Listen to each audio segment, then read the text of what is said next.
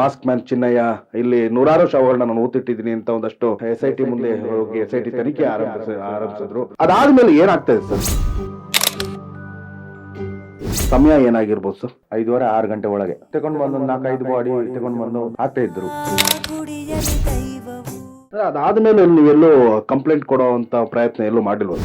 ಈಗ ನಾಯಿ ಸತ್ರ ಸನಕ್ಕೆ ಹೇಳ್ತಾರೆ ಗೌರ್ಮೆಂಟ್ ಅಂದ್ರೆ ಯಾರು ಸಾಯಿಸಿದ್ದು ಏನು ಅಂತ ಹೇಳಿ ಇದ್ ಮಾಡ್ತಾರೆ. ಈ ಮನುಷ್ಯನಿಗೆ ಇದಿಲ್ಲ, ಬೆಲೆ ಇಲ್ಲ. ಆಮೇಲೆ ಬೇರೆ ಜನ ವಾಪಸ್ ಬರ್ತಾರೆ, ನಾವು ನೋಡಿದ್ದೇವೆ ಅಂತ ಹೇಳ್ತಾರೆ.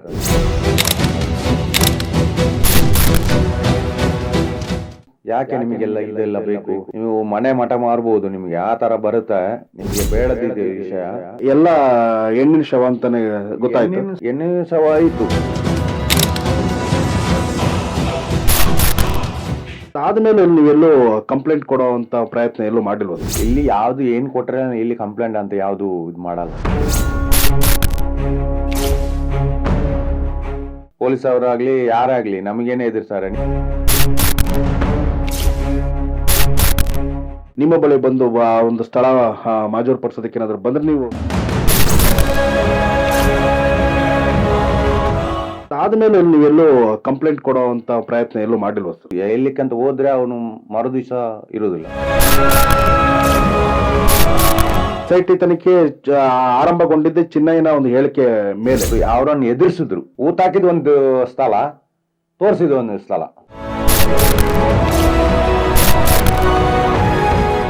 ನಾವು ನೋಡಿದ್ದನ್ನು ಹೇಳಲಿಕ್ಕೆ ಅಂತ ಬಂದಿವಿ ಸರ್, ಬೇರೆ ಯಾವುದಲ್ಲ.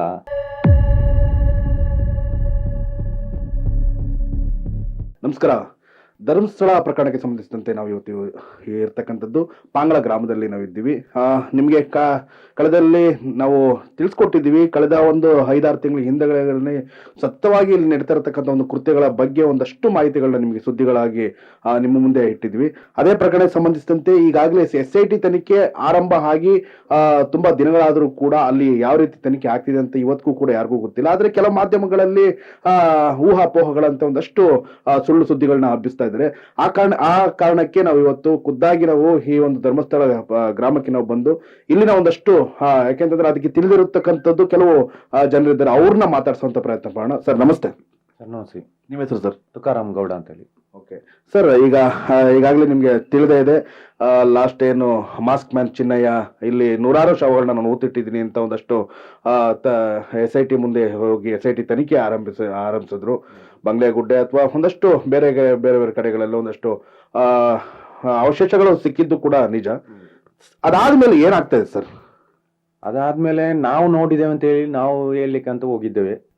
ನಾನು ಮತ್ತೆ ನಮ್ಮ ಚಿಕ್ಕಪ್ಪನ ಮಗ ಪ್ರಂದಾರ್ ಗೌಡ ಅಂತೇಳಿ ಅವರು ಹೋಗುವಾಗ ನಾವು ಅಲ್ಲಿ SIT ಅಲ್ಲಿ ಇವರು ಮಂಜುನಾಥ್ ಅಂತೇಳಿ SP ಹಾಸನದವರು, ಅವ್ರ ಹತ್ರ ಕೊಡುವಾಗ ಹೇಳಿದ್ರು, ಇದು ತೆಕೊಂಡು ನೋಡಿದ್ರು, ಲೆಟರ್ ತೆಗೆದು ನೋಡಿದ್ರು. ನೋಡಾದ್ಮೇಲೆ ಇದು ಎಲ್ಲಿ ಬರ್ತದೆ ಏನು ಅಂತ ಹೇಳಿ ಅಲ್ಲಿ ಧರ್ಮಸ್ಥಳದಲ್ಲಿ ಈ ಕಡೆ ಗುಡ್ಡದಲ್ಲಿ ನಾವು ನೋಡಿದ್ದು, ಅದಕ್ಕೆ ಕಂಪ್ಲೇಂಟ್ ಕೊಡ್ಲಿಕ್ಕೆ ಅಂತ ಬಂದಿದ್ದೀವಿ ನಾವು. ಅದಕ್ಕೆ ನೀವು ಅದನ್ನು ಕಂಪ್ಲೇಂಟ್ ಎಲ್ಲ ಈ ಥರ ತಗೊಂಡು ಬಂದು ಕೊಟ್ರೆ, ನಾವು ಬಂದಿದ್ದು ಇದಕ್ಕೆಲ್ಲ ಇವನು ಚಿನ್ನೆ ಕೊಟ್ಟಿದ್ದು ಕಂಪ್ಲೇಂಟ್ ತಗೊಳ್ಲಿಕ್ಕೆ ಅಂತ ಮಾತ್ರ ಇದಕ್ಕೆ ಬಂದಿದ್ದು. ಇದನ್ನೆಲ್ಲ ಇವತ್ತು ನೀವು ಕೊಡ್ತೀರಿ, ನಾಳೆ ಇನ್ನೊಂದು 2-3 ಜನ ಬರ್ತಾರೆ, ಅವ್ರು ಕೊಡ್ತಾರೆ. ಆಮೇಲೆ ಬೇರೆ ಜನ ವಾಪಸ್ ಬರ್ತಾರೆ, ನಾವು ನೋಡಿದ್ದೇವೆ ಅಂತ ಹೇಳ್ತಾರೆ.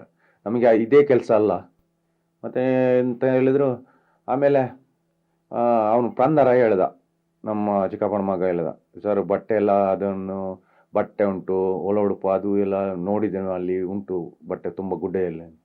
ಅದು ನಾವು ಎಲ್ಲ ತೋರಿಸ್ತೇವೆ, ಒಂದು 15 ದಿವಸ ಹೋಗ್ಲಿ, ಒಳ ಉಡುಪು ಅಡಿ ಉಡುಪು ಮೇಲೆ ಉಡುಪು ಎಲ್ಲ ತೋರಿಸ್ತೇವೆ. ಯಾಕೆ ನಿಮಗೆಲ್ಲ ಇದೆಲ್ಲ ಬೇಕು? ನೀವು ಮನೆ ಮಠ ಮಾರ್ಬೋದು, ನಿಮಗೆ ಆ ಥರ ಬರುತ್ತೆ. ನಿಮಗೆ ಬೇಡದಿದೆ ವಿಷಯ. ನೀವು ಮನೆಯಲ್ಲಿ ಸುಮ್ಮನೆ ನೀವು ಕೂಲಿ ಮಾಡಿಕೊಂಡು ಇರೋದು, ಯಾಕೆ ಇದೆಲ್ಲ ಬೇಕು ನಿಮಗೆ ಅಂತ ಹೇಳಿ ಮಂಜುನಾಥ್ ಅವರು ಕೇಳಿದರು. ಅದಕ್ಕೆ ಆಯ್ತು ಸರ್, ನಾವು ನೋಡಿದ್ದನ್ನು ಹೇಳಲಿಕ್ಕೆ ಅಂತ ಬಂದಿದ್ದೀವಿ ಸರ್, ಬೇರೆ ಯಾವುದಲ್ಲ, ಯಾರ ಮೇಲೆ ಗೂಬೆ ಹಾಕ್ಬೇಕಂತ ಹೇಳಿ ಬಂದಿದ್ದಲ್ಲ ನಾವು ಅಂತ ಹೇಳಿದೆ. ಅಂದ್ರೆ ನೀವು ಎಲ್ಲಿ ಬಂಗ್ಲೆಗುಡ್ಡಲ್ಲಿ ನೀವು ನೋಡ್ರ ಅಂತ? ಇಲ್ಲ, ಬಂಗ್ಲೆಗುಡ್ಡೆಯಲ್ಲಿ ನೋಡಿದ್ದಲ್ಲ. ಮತ್ತೆ ಇನ್ನೆಲ್ಲಿ ನೋಡಿದ್ದು ಸರ್? ಬೇರೆನೆ ಈ ಕಡೆ ನಾವು ಬರುವ ದಾರಿಯಲ್ಲಿ ನಾವು ನೋಡಿದ್ದು. ಅಂದ್ರೆ ಎಷ್ಟು ದಿನಗಳ ಹಿಂದೆ ನೀವು ನೋಡಿದ್ರಿ? ನಾವೊಂದು ಅದು 25 ವರ್ಷ ಮುಂಚೆನೆ ನೋಡಿದ್ದು. ಅದು ಮಣ್ಣು ಮಾಡ್ತಾ ಇದ್ರು, ಅಲ್ಲಿ ಗುಂಡಿ ಎಲ್ಲ ತೆಗೆದು ಆಗ್ತಾ ಇದ್ರು ಅದನ್ನು. ಸುಮಾರು ಸಮಯ ಏನಾಗಿರ್ಬೋದು ಸರ್? ಸಮಯ ಅಂದ್ರೆ ಒಂದು 5:30 6 ಗಂಟೆ ಒಳಗೆ. ಸಂಜೆ? ಹೌದೌದು, ಸಂಜೆ. ನಾವು ಕೆಲಸ ಮಾಡಿ ನಾವು ಬರ್ತಾ ಇದ್ವಿ. ನಾವು ನಮ್ಮ ರೂಟಿಯಲ್ಲಿ ಬರುವಾಗ ನಾವು ಅದನ್ನು ತಗೊಂಡು ಬಂದು 4-5 ಬಾಡಿ ತಗೊಂಡು ಬಂದು ಹಾಕ್ತಾ ಇದ್ರು ಒಟ್ಟಿಗೆ ಅಂದ್ರೆ ಬಟ್ಟೆ ಅದು ಪೋಸ್ಟ್ ಮಾರ್ಟಮ್ ಯಾವ್ದು ಮಾಡಿದ್ರೆ ವೈಟ್ ಬಟ್ಟೆ ಬರ್ತದೆ. ಅಲ್ಲಿ ಪೋಸ್ಟ್ ಮಾರ್ಟಮ್ ಮಾಡಿದ್ರೆ ವೈಟ್ ಬಟ್ಟೆ ಸುತ್ತಿ ತಗೊಂಡು ಬಂದು ಹಾಕೋದಲ್ವಾ, ಅದೇನಿಲ್ಲ. ನಮ್ಮ ಈ ತರ ಡ್ರೆಸ್ ಹಾಕೊಂಡು ಹಾಕ್ತಾ ಇದ್ರು. ಅಂದ್ರೆ ನೀವು ಅದನ್ನ ಕಣ್ಣಾರೆ ನೋಡಿದ್ರು ನೀವು? ಹೌದೌದೌದು, ಕಣ್ಣ ದೂರದಲ್ಲಿ ಒಂದು 100 ಮೀಟರ್ ಅಷ್ಟು ಅಲ್ಲಿ ಗುಡ್ಡದಲ್ಲಿ ಕಾಂತದಲ್ಲಿ. ಅಂದ್ರೆ ಎಲ್ಲ ಹೆಣ್ಣಿನ ಶವ ಅಂತಾನೆ ಗೊತ್ತಾಯ್ತು? ಹೆಣ್ಣಿನ ಶವ ಅಂತಲ್ಲ, ಹೆಣ್ಣಿಂದು ಇತ್ತು, ಗಂಡಂದು ಇತ್ತು. ಹತ್ರ ಹೋಗಿ ನೋಡಿಲ್ಲ, ಹೆಣ್ಣ ಗಂಡ ಅಂತ ಹೇಳಿ. ಹೆಣ್ಣಿನ ಶವ ಇತ್ತು, ಸಾರಿ ಎಲ್ಲ ಉತ್ಕೊಂಡು ನೋಡಿದ್ವಿ.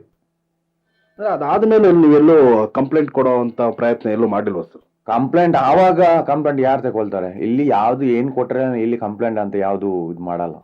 ಯಾಕಂದ್ರೆ ನಮಗೇನೆ ಎದುರಿಸ್ತಾರೆ ಅವರು, ಪೊಲೀಸ್ ಅವರಾಗ್ಲಿ ಯಾರಾಗ್ಲಿ ನಮಗೇನೆ ಎದುರಿಸ್ತಾರೆ. ನೀವು ಯಾಕೆ ಇದೆಲ್ಲ ಇದು ಮಾಡೋದು, ನಿಮ್ಮಷ್ಟೇ ನೀವು ಕೆಲಸ ಮಾಡಿ ಅಂತ ಹೇಳ್ತಾರೆ. ಇದು ಆಗ್ತಾ ಹೋಗ್ತದೆ ಅಂತ ಹೇಳ್ತಾರೆ. ಅಂದ್ರೆ ಮುಂದಿನ ದಿವಸಗಳಲ್ಲಿ ಏನಂದ್ರೆ ಇದು ಕೇಸ್ ಏನಾದ್ರು ಈ ಒಂದು ತನಿಖೆ ಚುರುಕುಗೊಂಡು ನಿಮ್ಮ ಬಳಿ ಬಂದು ಒಂದು ಸ್ಥಳ ಮಾಜೂರು ಪಡಿಸೋದಕ್ಕೆ ಏನಾದ್ರು ಬಂದ್ರೆ ನೀವು ಖಂಡಿತ 100ಕ್ಕೆ 100 ತೋರಿಸ್ತೇವೆ ನಾವು. ಎಲ್ಲಿ ಏನನ್ನು ನಾವು ನೋಡಿದ್ದನ್ನು ಗ್ಯಾರಂಟಿ ಹೇಳ್ತೇವೆ ನಾವು. ಯಾಕಂದ್ರೆ ಯಾಕಂದ್ರೆ ಯಾರು ಸಾಯ್ಲಿ ಸರ್, ಅವರು ಅದಕ್ಕೆ ನ್ಯಾಯ ಬೇಕಲ್ಲ.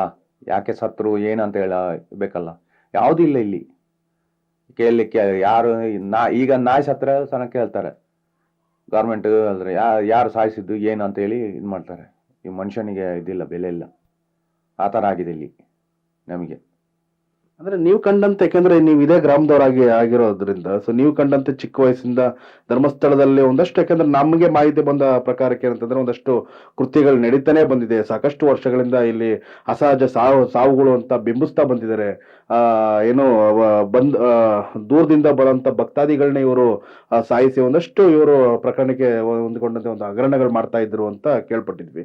ನೀವು ಚಿಕ್ಕ ವಯಸ್ಸಿನ ನೋಡ್ರೋ ಹಂಗೆ ಈ ಒಂದು ಪ್ರಕರಣಕ್ಕೆ ಸಂಬಂಧಿಸಿ ಏನ್ ಹೇಳ್ತಿರೋದು? ಹೌದು, ನಮ್ಗೆ ತಿಳಿಯೋ ಮಟ್ಟ ಇದಕ್ಕೆ ನಮ್ಮ ಅಪ್ಪ ಅಜ್ಜ ಎಲ್ಲ ಹೇಳ್ತಾ ಇದ್ರು, ಈ ತರ ಆಗ್ತಾ ಉಂಟು ಇಲ್ಲಿ. ಯಾರು ಮುಂದೆ ಅಂತ ಹೇಳಲಿಕ್ಕೆ ಅಂತ ಹೋಗ್ತಾ ಇರ್ಲಿಲ್ಲ. ಅವಾಗ ಯಾರು ಒಂದು ಹೇಳಲಿಕ್ಕೆ ಅಂತ ಹೋದ್ರೆ ಅವನು ಮರುದಿವಸ ಇರೋದಿಲ್ಲ, ಆ ತರ ಮಾಡ್ತಾ ಇದ್ರು. ಇಲ್ಲಿ ಆ ತರ ನಡೀತಾ ಉಂಟು. ಯಾಕೆಂದ್ರೆ ನಮಗೆ ತಿಳಿಯುವಂಥದ್ದು, ನಾವು ನೋಡಿದಂಥದ್ದು. ಈಗ ಪೊಲಿಟಿಷಿಯನ್ ಆಗಿದೆ, ಅಲ್ಲಿ ಒಂದು ಬಾಜು ಒಂದು ಆಸಿಡ್ ಹಾಕಿ ಒಂದು ಹೆಂಗ್ಸ್, ಒಂದು 40 ವರ್ಷ ಆಗ್ಬೋದು, ಅದು ಹೆಂಗ್ಸು ವಯಸ್ಸು, ಅವ್ರಿಗೆ ಆಸಿಡ್ ಹಾಕಿ ಸುಡ್ತಾ ಇದ್ರು. ನಾವು ಗಾಡಿಯಲ್ಲಿ, ನಾನು ಆ ಕಡೆಯಿಂದ ಬರ್ತಾ ಜನ ಇತ್ತು, ಸುಡ್ತಾ ಇದ್ರು. ಅದನ್ನು ತಗೊಂಡು ಬಂದು ಇಲ್ಲಿ ಫಸ್ಟ್ 1 ನಂಬರ್ ಚಿಹ್ನೆ ತೆಗೆದ್ರಲ್ಲೇ, ಅಲ್ಲೇ ಹಾಕಿದನ್ನು ನೋಡಿದೆ ನಾನು. ಅಲ್ಲೇ ಅವನು ಚಿಹ್ನೆ ಒಂದು ಸ್ಪಾಟ್ ತೋರಿಸಿದ್ದು, ಇವರು ತೆಗೆದಿದ್ದು ಒಂದು ಸ್ಪಾಟ್ ತೋರಿಸಿದ್ದು. ಆ ಥರ ಆಗಿದೆ. ಮುಂಚೆನೇ ನಡೀತಾ ಇತ್ತು ಕೊಲೆ ಮಾಡೋದು ಅದು ಇದು ಅಂತೇಳಿ. ಈಗ ಒಂದು 12 ವರ್ಷ ಇದು ಇಲ್ಲಿ ಸೌಜನ್ಯಂದು ಇದಾದ್ಮೇಲೆ ಕಮ್ಮಿ. ಇಲ್ಲಾದ್ರೆ ಕಾಲ್ ಜಾರು ಬೀಳೋದು, ಫ್ಯಾನಿಗೆ ಹಗ್ಗ ತಗೊಳ್ಳೋದು ಎಲ್ಲ ಇತ್ತು. ಲಾಡ್ಜಲ್ಲಿ ಫ್ಯಾನಿಗೆ ಹಗ್ಗ ತಗೊಳ್ಳೋದು ಆ ಥರ ಎಲ್ಲ ಬರ್ತಾ ಇತ್ತು. ಈಗ ಇಲ್ಲ, ಕಮ್ಮಿ ಆಗಿದೆ, ಫುಲ್ ಕಮ್ಮಿ ಆಗಿದೆ. ಇಲ್ಲಾದ್ರೆ ವಾರದಲ್ಲಿ ಒಂದು 2-3 ಏನೋ ಸಿಗ್ತಾ ಇತ್ತು ನೇತ್ರಾವತಿಯಲ್ಲಿ. ಅದು ಮೇಲಿಂದ ಬರ್ತದ, ನೀರಲ್ಲಿ ಬರ್ತದ, ಇಲ್ಲೇ ಸಾಯಿಸಿದ್ದ ಏನಂತ ನಮ್ಗೆ ಗೊತ್ತಾಗೋದಿಲ್ಲ. ಅಲ್ಲಿ ಬಂದು ಬಡದಲ್ಲಿ ಸಿಕ್ಕಾಕೊಳ್ತದೆ, ಇಲ್ಲಾದ್ರೆ ಗುಂಡಿಯಲ್ಲಿ ಇರ್ತದೆ, ತೆಗಿತಾ ಇದ್ರು. ಅದೆಲ್ಲ ನೋಡ್ತಾ ಇದ್ವಿ ನಾವು, ನಮಗೆ ತಿಳಿಯೋ ಮಟ್ಟ ಅವಾಗ. ಆಮೇಲೆ ಈಗ ಗೊತ್ತುಂಟಲ್ಲ ಎಲ್ರಿಗೆ, ಎಲ್ಲ ಏನಾಗ್ತದೆ ಏನಂತ ಎಲ್ಲ ಗೊತ್ತುಂಟಲ್ಲ. ಸೌಜನ್ಯ ಪ್ರಕರಣ ಏನು ಶುರುವಾಯಿತು, ಸೌಜನ್ಯ ಅವರಿಗೆ ಒಂದು ಅತ್ಯಾಚಾರವಾಗಿ ಕೊಲೆ ಮಾಡಿದ್ರು. ಸೊ ಅದಾದ ನಂತರ ಇದೆಲ್ಲ ಒಂದು ತನಿಖೆ ಚುರುಕುಗೊಳ್ತು, ಒಂದಷ್ಟು ಹೋರಾಟಗಳನ್ನ ಮಾಡ್ಕೊಂಡ್ ಬಂದ ನಂತರ ಇದೆಲ್ಲ ಸ್ಟಾಪ್ ಆಯ್ತು ಅಂತ? ಹೌದೌದೌದು, ಕಮ್ಮಿ ಆಯ್ತು. ಸೌಜನ್ಯ ಇದಾದ್ಮೇಲೆ ಹೋರಾಟ ಎಲ್ಲ ಮಾಡ್ಕೊಂಡು ಬಂದ ಆದ್ಮೇಲೆ ಕಮ್ಮಿ ಆಯ್ತು, ತುಂಬಾ ಕಮ್ಮಿ ಆಯ್ತು. ಸ್ವಲ್ಪ ಅಲ್ಲ, ಒಂದು ಈಗ ಅಂದ್ರೆ ಈಗ ನಮ್ಗೆ ಕೇಳುವಂತ ಯಾವ್ದು ಇಲ್ಲ. ಅಲ್ಲಿ ಬಿತ್ತು, ಇಲ್ಲಿ ಏನಾಯ್ತು, ಅದು ಯಾವುದು ಇಲ್ಲ ತಿಳಿಯುವ ಮಟ್ಟಿಗೆ ನಮಗೆ ಇಲ್ಲ, ಎಲ್ಲಿ ಕಾಣ್ತಾ ಇಲ್ಲ. ಹಾಗೆ ಈಗ ಚಿನ್ನಯ್ಯ ಈಗ ಯಾಕಂದ್ರೆ ನೀವು ಚಿನ್ನಯ್ಯ ಅವ್ರ ಬಗ್ಗೆ ಹೇಳಿದ್ರಿ ವಿಚಾರ. ಹೌದು. ಈಗ ಚಿನ್ನಯ್ಯ ಈಗಾಗಲೇ ಏನಂತಂದ್ರೆ SIT ತನಿಖೆ ಆರಂಭಗೊಂಡಿದ್ದೆ ಚಿನ್ನಯ್ಯನ ಒಂದು ಹೇಳಿಕೆ ಮೇಲೆ. ಹೌದು. ಈಗ ಬಟ್ ಹೋಗ್ತಾ ಹೋಗ್ತಾ ಹೋಗ್ತಾ ಚಿನ್ನಯ್ಯನ ಉಲ್ಟಾ ಹೊಡೆದ. ಹೌದು. ಬಟ್ ಇದನ್ನ ನೀವು ಯಾಕಂದ್ರೆ ನೀವು ಕಂಡಂತ ಯಾಕಂದ್ರೆ ಸ್ಥಳೀಯರಾಗಿ ಇದಕ್ಕೇನು ಇಷ್ಟಪಡ್ತೀರಿ? ಅವರು ಚಿನ್ನ ಯಾಕೆ ಎದುರ್ಕೊಂಡು ಅವರನ್ನು ಎದುರಿಸಿದ್ರು. ಯಾರು SIT ಇದರಲ್ಲಿ ಅವರು ಮಂಜುನಾಥ ಒಬ್ರು ಇದ್ರು, ಅವರು ಕೈಯಲ್ಲಿ ಹಿಡ್ಕೊಂಡು ಈ ಮದುವಾಗನು ಹಿಡ್ಕೊಂಡು ಹೋಗ್ತಾರಲ್ಲ ಆ ತರ ಹೋಗ್ತಾ ಇದ್ರು. ಅವರೇ ಎದುರಿಸಿಬಿಟ್ಟಿದ್ರು. ಮೊಬೈಲಲ್ಲಿ ಹಿಡ್ಕೊಂಡು ನಿನ್ನನ್ನು ಈ ತರ ಮಾಡಿದ್ರೆ, ನೀನು ಇದ್ದನ್ನು ತೋರಿಸಿದ್ರೆ ನಿಮ್ಮ ಫ್ಯಾಮಿಲಿ ಎಲ್ಲ ನಿಮ್ಮನ್ನು ಸಾಯಿಸ್ತೇವೆ ಹಾಗೆ ಅಂತೇಳಿ ಎದುರಿಸ್ಕೊಂಡು ಅವನು ಹೇಳಿದವನು. ಇಲ್ಲಾದ್ರೆ ಕರೆಕ್ಟಾಗಿ ಹೇಳ್ತಾ ಇದ್ರು ಅವನು. ಎದುರಿಸಿ ಅವನನ್ನು ಇದು ಮಾಡ್ಕೊಂಡು ಹೋಗಿದ್ದು. ಊಟ ಹಾಕಿದ ಒಂದು ಸ್ಥಳ, ತೋರಿಸಿದ ಒಂದು ಸ್ಥಳ, ಆ ತರ ಮಾಡಿದ್ದಾರೆ. ಅಂದ್ರೆ ಭಯ ಪಟ್ಕೊಂಡು ಗೊತ್ತಿರೋ ಜಾಗನೂ ಕೂಡ ಬಿಟ್ಟು ಬೇರೆ ಜಾಗಗಳನ್ನ ಸಿಗ್ಬಾರ್ದು ಅನ್ನೋ ಉದ್ದೇಶ. ಹೌದು. ಬಟ್ ಇದಾದ್ಮೇಲೆ ಏನು ವಿಠಲ್ ರಾವ್ ಅವರು ಒಂದಷ್ಟು ತೋರಿಸಿದ್ರು ಜಾಗ, ಆ ಜಾಗದಲ್ಲಿ ಸಿಕ್ಕಿದ್ದು ನಿಜಾನ? ಹೌದು, ಸಿಕ್ಕಿದ್ದು. ಹೌದೌದು. ಅವನು ವಿಠಲ್ ಗೌಡ್ರ ಮೇಲೆ ತೋರಿಸಿದ, ಮುಂದಿನ ದಿವಸ ತೋರಿಸಿದ. ಮರು ದಿವಸ SIT ಅವರಿಗೆ ಬಂದು ಇವನನ್ನು ಕರೆದಿಲ್ಲ, ತೋರಿಸಿದ ಅವನನ್ನು ಕರ್ಸಿಲ್ಲ. ಇವರೇ ಹೋಗಿ ತಕೊಂಡು ಹೋಗಿದ್ದಾರೆ. ಏನ್ ಮಾಡಿದಾರೆ ಇಷ್ಟುವರೆಗೆ ಅದನ್ನು ಇದು ಬಂದಿಲ್ಲ, ವಾಪಸ್ ತನಿಖೆ ಆಗಿಲ್ಲ, ಏನಿಲ್ಲ. ಒಂದು 5-6 ಏನೋ ಬಾಡಿ ಸಿಕ್ಕಿತ್ತು ಅವಾಗ. ಅಲ್ಲಿ ಮೇಲೆ ಮಗುವಿದ್ದು ಎಲ್ಲ ಇದು ಮಣ್ಣಿಂದು ಕರ ಅದೆಲ್ಲ ಇತ್ತು ಮೇಲೆ ಅಂತ ಹೇಳ್ತಾ ಇದ್ರು. ಅದನ್ನು ಯಾವುದು ಇದು ಮಾಡಿಲ್ಲ ಅವರು SIT ಅವರು. Thank you sir, thank you very much. ವೀಕ್ಷಕರೇ, ನೋಡಿದ್ರಲ್ಲ ಈ ಸ್ಥಳೀಯರ ಮಾತು ಏನಂತಂದ್ರೆ, ಇಲ್ಲಾಗ್ಲೇ ಯಾಕಂದ್ರೆ ಸಾಕಷ್ಟು ವರ್ಷಗಳಿಂದ ಧರ್ಮಸ್ಥಳ ಪ್ರಕರಣಕ್ಕೆ ಸಂಬಂಧಿಸಿದಂತೆ ಸಾಕಷ್ಟು ವರ್ಷಗಳಿಂದ ಈ ಒಂದಷ್ಟು ಕೃತ್ಯಗಳು ನಡೀತಾ ಬಂದಿದೆ. ಹಾಗೆ ಯಾಕಂದ್ರೆ ಕಳೆದ ಬಾರಿ ನಾನು ಒಂದಷ್ಟು ಜನ ಮಾತಾಡಿಸಿದಾಗಲೂ ಕೂಡ ನಾನು ಕೂಡ ನೋಡಿದ್ದೆ, ಅಸಹಜ ಸಾವು ಅಂತ ಏನ್ ಬಿಂಬಿಸ್ತಾ ಇದಾರೆ, ಇಲ್ಲ ಇದು ಅಸಹಜ ಸಾವು ಅಲ್ಲ. ಯಾಕಂದ್ರೆ ಇವರೇ ಕೂಡ ಏನು ರಾತ್ರಿ ಬಂದು ಒಂದಷ್ಟು ಹೆಣಗಳನ್ನ ಊತಾಕುವಂಥದ್ದನ್ನ ನಾವು ನೋಡಿದೀವಿ ಅಂತ ಏನು ಲಾಸ್ಟ್ ಕೊನೆಯ ಸಂದರ್ಶನಗಳನ್ನು ಒಂದಷ್ಟು ತಿಳಿಸ್ಕೊಟ್ಟಿದ್ದೀನಿ, ಸುದ್ದಿ ಮಾಡಿದ್ದೀನಿ. ಹಾಗೆ ಕೂಡ ಈಗಲೂ ಕೂಡ ನಮ್ಮ ತುಕಾರಾಮ್ ಗೌಡ್ರವರು ಏನು ಅವರು ನೋಡ್ರ ಒಂದು 40 ವರ್ಷಗಳ ಹಿಂದೆ ನೋಡಿರೋಂಥ ಸತ್ಯ ಅಥವಾ 30 ವರ್ಷಗಳಿಂದ ನೋಡಿರೋಂಥ ಸತ್ಯನ ಅವರು ಬಿಚ್ಚಿಡುವಂತ ಪ್ರಜಾಧ್ವನಿ ಟಿವಿ ಮುಂದೆ ಬಿಚ್ಚಿಡುವಂತ ಪ್ರಯತ್ನ ಪಟ್ಟಿದ್ದಾರೆ. ಆದ್ರೆ ಈ ಒಂದು ಪ್ರಕರಣಕ್ಕೆ ಸಂಬಂಧಿಸಿದಂತೆ SIT ತನಿಖೆ ಯಾವ ಮಟ್ಟದಲ್ಲಿ ಇದೆ ಅನ್ನೋದು ನಿಜವಾಗ್ಲೂ ಇನ್ನೂ ತಿಳ್ಕೊಳ್ಬೇಕಾಗಿರುತ್ತೆ. ಯಾಕಂತಂದ್ರೆ ಸರ್ಕಾರಕ್ಕೆ ಅಧಿಕೃತವಾಗಿ ಇನ್ನು SIT ಇಂದ ಯಾವುದೇ ರೀತಿ ಆದೇಶ ಇನ್ನೂ ಕೊಟ್ಟಿಲ್ಲ, ಯಾವುದೇ ರೀತಿ ಇನ್ನೂ FIR ಏನಾಗಿದೆ ಅಂತಲೂ ಕೂಡ ತಿಳಿದು ಬಂದಿಲ್ಲ. ಬಟ್ ಮಾಹಿತಿ ಬಂದಿರತಕ್ಕಂಥ ಏನಂದ್ರೆ FSLಗೆ ಎಲ್ಲ ರವಾನೆ ಮಾಡಿದ್ದಾರೆ. ಒಂದು ಏನು ಕುರುಹುಗಳು ಸಿಕ್ಕಿತ್ತು ಅದನ್ನೆಲ್ಲ ರವಾನೆ ಮಾಡಿದ್ದಾರೆ, ತನಿಖೆ ನಡೀತಾ ಇದೆ ಅಂತ ಕೂಡ ತಿಳಿಸ್ಕೊಟ್ಟಿದ್ದಾರೆ. ಬಟ್ ಕೆಲವು ಮಾಧ್ಯಮಗಳಲ್ಲಿ ಒಂದಷ್ಟು ಬೇಡದಿರೋ ಸುದ್ದಿಗಳನ್ನ ಬಿಂಬಿಸ್ತಾ ಹೋಗ್ತಿದ್ದಾರೆ. ಅದು ಯಾವುದಕ್ಕೂ ತಲೆ ಕೊಡ್ಬೇಡಿ. ಯಾಕಂದ್ರೆ ಖುದ್ದಾಗಿ ಅದಕ್ಕೆ ನಾನು ಧರ್ಮಸ್ಥಳಕ್ಕೆ ಬಂದು ಖುದ್ದಾಗಿ ಇಲ್ಲಿ ನಡೀತಾ ಇರತಕ್ಕಂಥದ್ದು ಕೂಡ ಹೇಗೆ ಏನು ಅಂತ ವಿಚಾರ ತಿಳಿಸ್ಕೊಡ್ಬೇಕು ಅನ್ನೋ ನಿಮ್ಮ ಮುಂದೆ ಇಡಬೇಕು ಅನ್ನೋ ವಿಚಾರವಾಗಿ ನಾವು ಇವತ್ತು ಬಂದಿದ್ವಿ. ಸೊ ಇದಾಗಿತ್ತು ತುಕಾರಾಮ್ ಅವರ ಮಾತು. ನೀವು ನೋಡ್ತಿದ್ದೀರಾ ಪ್ರಜಾಧ್ವನಿ ಟಿವಿ. ನಮಸ್ಕಾರ.